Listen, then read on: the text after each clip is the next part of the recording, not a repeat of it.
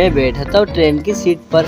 एक लड़की मेरे पास आकर बोली, क्या मैं आपकी बराबर में सीट में यहाँ पर बैठ जाऊँ? मैंने कहा हाँ हाँ बैठ जाओ, अपनी ही सीट समझो। और वो फिर वहाँ बैठ गई।